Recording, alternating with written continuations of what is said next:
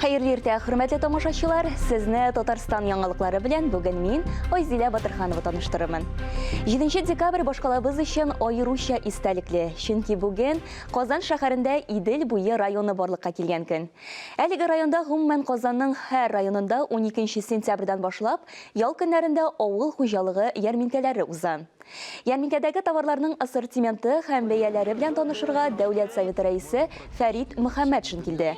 Aviatizilish ham Kirov rayonlarındagi olish-berishda Premier-ministr Aleksey Pistoshin qatnashdi. Yarminkada respublikaning turli rayonlari o'z produksiyasini taqdim etdi. Бүгінгі күнде халыққа керек болған бүтін продукция да бар. Біз бәрәңгіді алып келдік, яшілшеді алып келдік. Шол вақытта шекер көмі бар. Алар енді ауыл xo'jaligi министрлігі білән расланган бәяләр буенча бүген монда сату бара. Халық бик сорап ала. Шул вакытта сөт тә кирәк, бал да кирәк.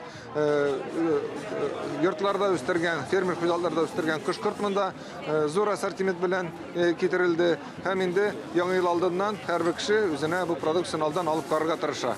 Шүпрәле районыннан мотор иттереп, йошып, Казанга ярминкага килдек.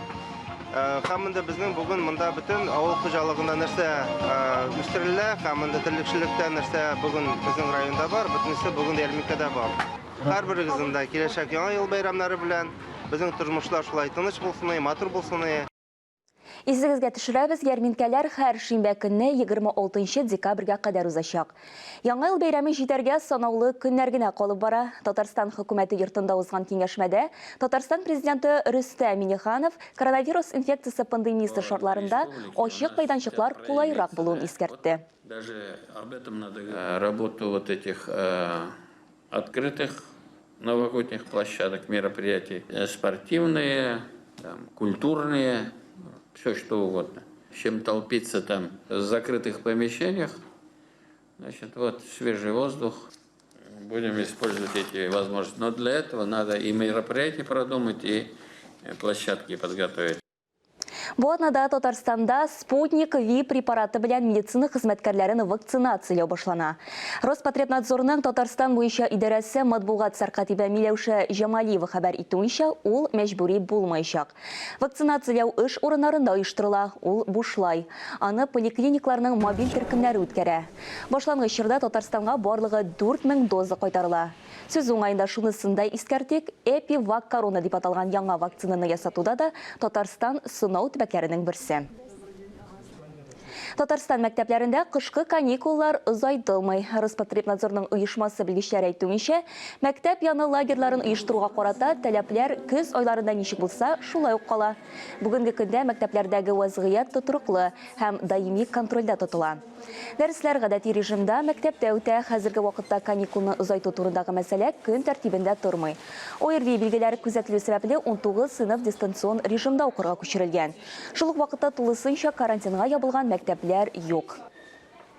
Минем Татарстан Wikimedia.ru тәкъдим иткән бәйге нәкъ шулай дип атала.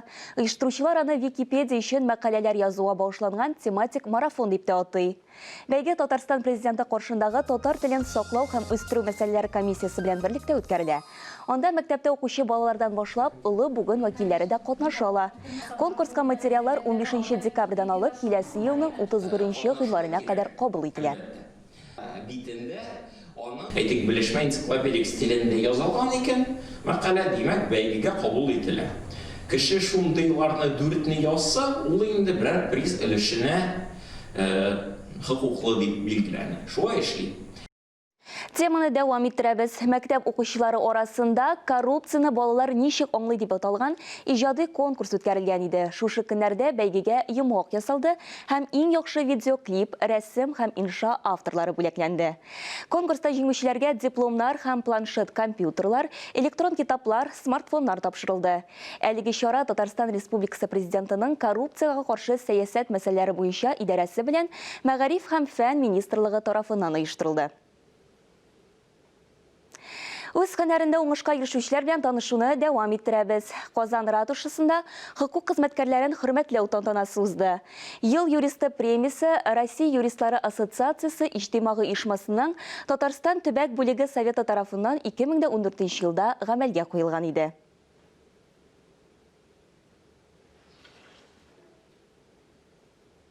Тантанада катнашучыларны Татарстан Республикасы президенты исеменнән Фәрит Мөхәммәтшин сәламләде. Ел юристлары каршында чыгыш ясаган Россия юристлары ассоциациясенең Татарстан бүлеге рәисе Илдар Халихов та үз котлавын җиткерде. Гадел хөкем номинациясында ел юрист исеменә Татарстан Республикасында суд департаменты идарәсе башлыгы Җәүдәт Салихов лаек булды. Шулай ук актуаль әңгәмә сәхифәбезнең даими кунагы 5-нче санлы район арасалым инспекциясе җитәкчесе Мөнир Шайдуллин да юриспруденция тармагында эшләгән күп еллык хезмәте өчен мактау кагазе белән бүләкләнде. Без хукук саклау темасын дәвам иттерәбез. Берничә минуттан соң безнең каналда хөкемдар тапшыру башлана. Мин Айзилә Батырханова сезнең белән бүгенгә саулашам. Исән-имин булыгыз.